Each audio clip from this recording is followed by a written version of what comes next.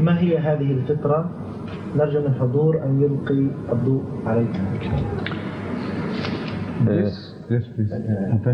The question is, in the Holy Quran it says, so set thy face to the service of religion as one devoted to God, and follow the nature in which He has created mankind. There is no altering the creation of Allah. What is this nature of God? First of all, this translation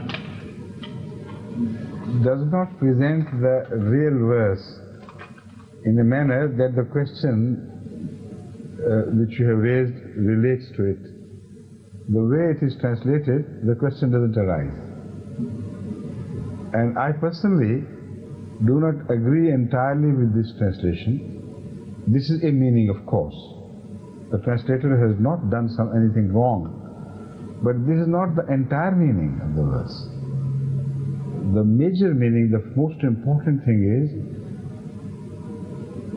that literally it says God has created man after his nature, his own nature.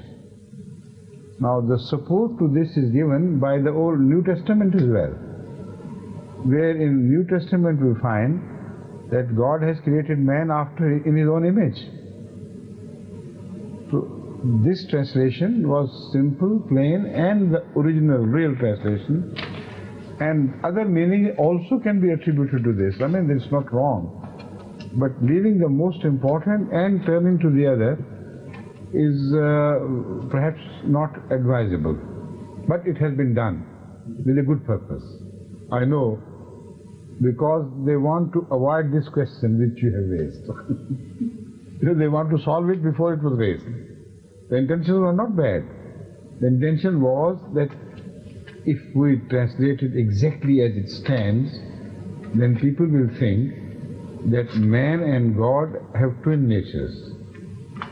Their nature is exactly alike. And then every man would appear to be a God. And non-Muslims in particular have a point there to object against Islam. All right, it is as man behaves, so does God. You know, that sort of thing. But this is not a valid objection. I'm going to explain. Even if we translate it literally, still this objection is not valid, and I'll tell you the real meaning of this after the translation. بعد أن قرأت الترجمة الإنجليزية من الكتاب، يقول أمير المؤمنين أن هذه الترجمة لا تنطبق تماما على موضوع السؤال. نعم، إن هذه الترجمة تمثل أحد المعاني الواردة بالنسبة لهذه الآية، ولكنها لا تعطي المعنى الكامل. الواقع أن المعنى المقصود في هذه الآية أن الله تعالى خلق الإنسان على حسب فطرته سبحانه وتعالى، وهذا يجد نفس المعنى في البيبل، في الكتاب المقدس، الذي يقول أن الله خلق الإنسان على صورته. ويبدو أن المترجم للآية أراد أن يتفادى هذا الموضوع حتى لا يحدث خلط في تفكير الناس ويعتقدوا أن الإنسان والله لهم صفات واحدة، أو أن الإنسان يمكن أن يكون إله، أو أن الله يمكن أن يكون مثل الإنسان. فلتفادي هذه المشاكل وضعوا هذا التفسير وهو الترجمة، وهي ترجمة صحيحة، ولكن عذرهم هذا ليس صحيحا تماما، وسوف يتولى بيان هذه النقطة. It's an accepted principle that in the Quran yashuddu ba'duhu ba'da. So we must find a similar verse in the Quran which will help us understand the meaning and remove the difficulty. And this is sibghata wa man ahsanu min Allahi sibgha. What does it mean? It in fact refers to the same subject, that God has a character, God has an attitude, and God requires man to follow Him in his character and his attitudes. That is the purpose of worship, that is the purpose of creation. So in this meaning, God has made man after his own nature. if God had not been given the quality to follow God, God had not given the quality to man to follow him, then how could he require him to follow him? So this is the meaning of nature of God, that part of God's characteristics which are imitable for man, and in that respect man can become a reflection of God. And when you understand the meaning, then you understand also the meaning of Rasul Akram sallallahu alaihi wasallam being Allah's nur. Man cannot be God's nur, but only through reflection. So it was he who demonstrated to the world that God has granted in man the quality to imitate God and to behave like God would have behaved on earth. And if he had not given that character, was not provided that character, this is God's character, how could he have done it? So this subject is further supported by the declaration that kullu mawludin yuladu ala al-fitrati, and this is the fitrat Allah. So they're all innocent, they're born after the nature of God, they're harmless, they're good innocent people. Whether they're born to Christians or Jews or Muslims, they're all the same. فَأَبَوَاهُ يُهَوِّدَانِهِ وَيُنَصِّرَانِهِ. They change them against their nature, which is the nature of God. So it's a beautiful compliment to God and also a warning. God has given you a wonderful start. He has created you after himself. There was nothing bad in you when you came into the world. So if you have twisted yourself into ugly things, it's your responsibility. So this is the meaning of that verse, that God has created man after his own nature. And this also means that man has that contact point of commonality with God. You know, birds of the same of a feather flock together. Now, if you do not have any commonality with God, how could you seek his nearness? You know, an insect cannot fall in love with light, although it seems to give life for the sake of light, but it's not love. An animal cannot fall in love with man as we understand the meaning of love. So there is no commonality. But if there was nothing common between man and God, then how could man seek nearness to Allah and actually fall in love with him like he never falls in love with anybody else? That requires commonality of character. Without it you cannot love. If somebody is contrary to you, you can't love him. If you are kind and he is very, very short-tempered and misbehaved, fine, arrogant, and so on, how can you fall in love with such a person?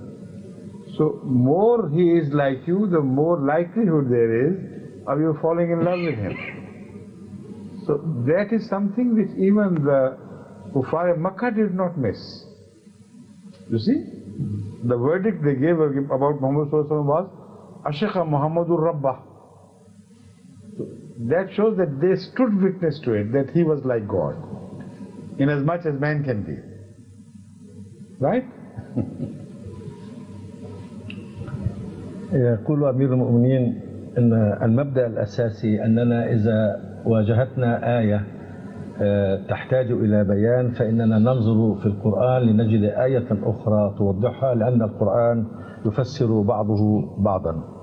على أي حال هناك آية أخرى تقول صبغة الله ومن أحسن من الله صبغة. هذه الآية تشير إلى نفس المعنى الذي تشير إليها الآية الأخرى، والمقصود هو أن الله سبحانه وتعالى له صفات، له أسماء، له مواقف، يريد الإنسان أن يسير بحسب هذه الصفات وبحسب هذه المواقف. وإذا لم يكن الإنسان مزودا بالقدرة على أن يتخذ هذه الصفات في نفسه وأن يقف مثل هذه المواقف ما كان الله سبحانه وتعالى ليأمره بأن يتصف بها. وهذا لا يمكن بصورة عملية إلا على هيئة انعكاس، أي أن يكون الإنسان تنعكس فيه صفات الله سبحانه وتعالى. وهذا هو نفس المعنى الذي يشير إلى أن النبي صلى الله عليه وسلم هو نور الله. كيف يمكن أن يكون نور الله إلا إذا كان هذا على هيئة انعكاس، أي أن الصفات الإلهية إذا تمثلناها في إنسان بشري فهو النبي صلى الله عليه وسلم. أو لو فرضنا أن الله سبحانه وتعالى تصرف في المواقف التي تصرف فيها النبي فإنه كان سيتصرف بهذه الطريقة نفسها. هذا هو المعنى المقصود. والنبي صلى الله عليه وسلم زاد هذا الموضوع وضوحا عندما قال كل مولود يولد على الفطرة، أي فطرة الله، أي يخلقه الله هكذا نقيا طاهرا خاليا من الشر ليس فيه أي عيب روحاني، طهر وبراءة. فأبواه يهودانه أو ينصرانه أو يمجسانه. الأبوين هم الذين يحرفون هذا الطفل ويغيرون فطرته التي يغيرون أخلاقه، صفاته، اتجاهاته ومواقفه في غير الطريق الذي خلقه الله عليه.